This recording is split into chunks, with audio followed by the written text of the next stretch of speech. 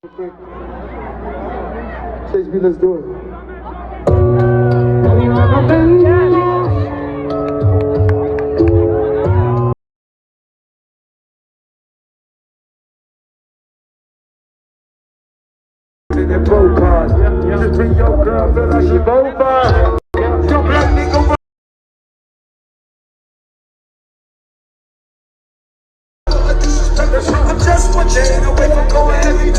Welcome back to another lovely, beautiful, sexy, amazing video with equally lovely, equally beautiful, equally sexy, and equally amazing lit tie. You already know what time it is. Now let's go. Now guys, today we actually have a story from one of the, well, I guess I'll have to say one of the survivors of the ASTROWORLD Festival incident that took place last Friday. This is from a woman who goes by the name of Sienna Faith on Instagram. Feel free to go follow her if you want to. But she's released a very long statement / story detailing all of the events that took place from her perspective. And pretty much this video, I'm just going to be reading through this message, giving my thoughts and allowing you guys to pass judgment on what you hear. But you already know what you gotta do. You just gotta like, comment, subscribe to be up to date every time I drop a banger like this one. And hit that noti, because you ain't an E, so you can be the first to know when one of these videos comes out. And without further ado, let's get straight into it. Who I am in this story is not important. Rather, it is important the things I have now witnessed. ASTROWORLD, Houston, Texas. Travis Scott is the only one performing. I don't know how many people were at the festival, but I do know that every single person was at the stage. My friend and I wanted to be close to the stage, as close as we could possibly get. We were not able to get very close, but we did end up on the side, near the walkway in the middle. Surrounding us were chest-high metal gates, barriers. We stood there for 2 hours, as did every other person. Every gap was filled. Where your feet were placed was where they stayed. Energy rose as the time neared the beginning of the show. Within the first 30 seconds of the first song, people began to drown in other people. There were so many people. Tall men, women and men were the only thing they could see was the back of the person in front of them. The grammar doesn't really work there, but you know, we'll continue anyway. The rush of people became tighter and tighter. Breathing became something only a few were capable of. The rest were crushed or unable to breathe in the thick, hot air. My friend began to gasp for breath as she told me we needed to get out. We tried, but there was nowhere to go. The shoving got harder and harder. If someone's arms had been up, it was no longer a possibility to put them down. So people began to choke one another as the masses swayed. It became more and more violent. We began to scream for help. We could see security, just a few people over, in the walkway in the middle. It got tighter, impossible to breathe, as our lungs were compressed between the bodies of those surrounding us. More people began to scream for help. Some began to collapse. The music continued. Hundreds of people ripped their vocal cords apart, screaming for help, but we were not heard. There was nowhere to go. My friend was trapped between people on every single side of her, and she desperately tried to move towards the rail. It was no use. The screaming intensified as more people realized they could not breathe. We begged security to help us, for the performer to see us and know that something was wrong, but none of that came. We continued to drown. More and more.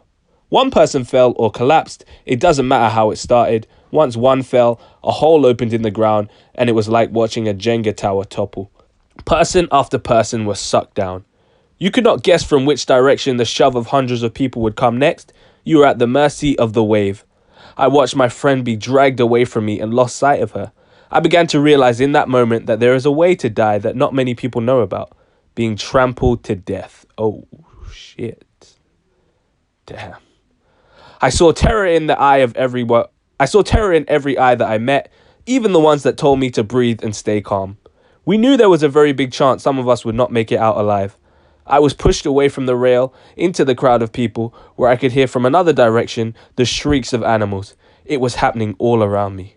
These sinkholes of people, I was moved back towards the sinkhole I started at and I was pushed to the edge of it. I sunk my feet into the ground, put my arms out and tried to stop anyone from entering the circle or pushing those already in it. I was shoved further to the ground, my face down at the cold, hard plastic below us, and saw the body of a man, his face below mine. I lost it. There were people below the ones I could see from above. There was a floor of bodies of men and women, below 2 layers of fallen people above them. I began to shriek. I felt a primal tear rip through me, and I'm not sure how anyone understood the magnitude of the situation below. I screamed. There were people on the floor. There were people, unconscious, being trampled by every foot that slammed into the ground as each individual tried to keep themselves upright. I saw his face. I became a shield for him. I think he smiled at me. Then I was shoved to the side. I saw more shoes slammed to the ground, exactly in the spot his body lay, face up. I couldn't help him. I couldn't help any of them. I didn't stop screaming the entire time. No one knew there were people below those that they could see. I almost met the same fate. I was losing balance and I asked the man to grab me. He pulled me up and I righted myself for just a fraction of a second before I was sucked back into the crowd. I couldn't take what I saw. I had to get out. I had to get help. I had to do something. Somehow, I went toward the back of the crowd at a guardrail. A man pulled me over it. There were so many people just standing there like nothing was happening, like people weren't dead a few feet from them. I saw the cameraman, eyes glued to the stage, elevated on a platform that looked directly into the crowd. I climbed the ladder and pointed to the hole, telling him people were dying. He told me to get off the platform and continued filming. I screamed over and over again. He wouldn't even look in the direction, so I pushed the camera so it pointed toward where I had just come from. He became angry and he called someone else up. I told him the same thing. People were dying. We needed to stop the music. We needed help. We needed attention towards the mass because I thought if only these people were aware, maybe they would do something. The other man grabbed my arm and told me he would push me off the 15-foot platform with no sides if I didn't get down. I told him to help. I told him people were dying. I showed him where. He wouldn't look in the direction either. I was in disbelief. Here were two people that could actually do something, had the power to do something, cut the camera, call in backup, pause something, and they did nothing. I looked over at the sinkhole. People were screaming, reaching out their hands towards me, calling for help. I couldn't see the floor. The strangest thing that happened in that moment, people began to boo at me. They pointed their fury at me, unleashed a rage. I screamed. People were dying over and over and no one would listen.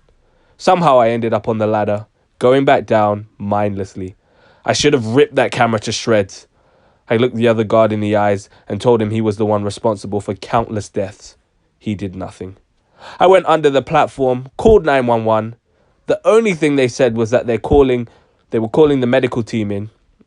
I told the operator over and over we needed to stop the concert because we just needed a pause. We needed light, awareness of the deaths.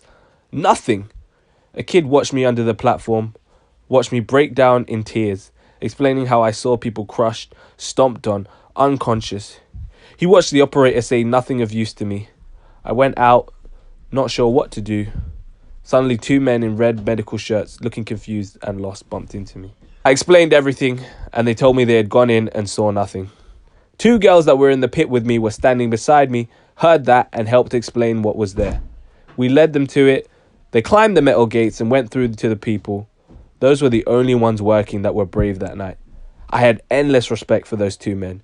We waited, the two girls and I, and watched people being thrown over the railing, people trying to escape the cage that we had been in. Damn, man, I can't lie. That is crazy. I can't lie. She wrote that so eloquently. So big ups to the girl that wrote that. But wow, that's just basically confirmed all of the things that people were saying, that they were trying to alert people of the situation. And she's even named the specific cameraman that she was trying to alert them of what was going on. And the cameraman was telling her to get down. So it seems that there's just more and more evidence coming out that this is Travis Scott's team's fault, as well as his fault. Like there's a whole load of parties involved in this situation that have led to the unfortunate deaths of these people.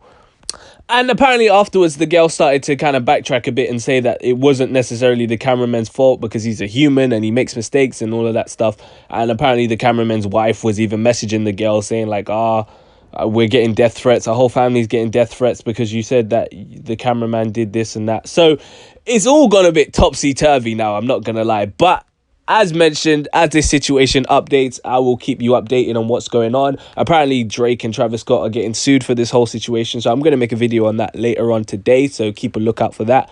But yeah, this is a story from someone who was actually involved in the in the crush at the festival, and this is their perspective. So let me know what you think about this in the comment section down below. Do you think that, does this confirm anything that you already thought? Does this mean that you put more or less blame on Travis Scott? Do you put more blame on the crew, or all of the blame on the crew? Well, how do you divvy up? You let me know in the comment section down below. Don't forget to like, comment, subscribe. We're on the road 700 subs. You already know what time it is. You can follow me on my personal IG at the only lit ENT.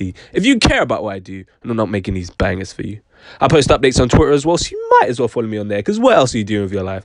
Absolutely nothing, mate. Stay black, and if you're not black, stay whatever race you are. I bet. Peace. Oh, you ain't know I could sing?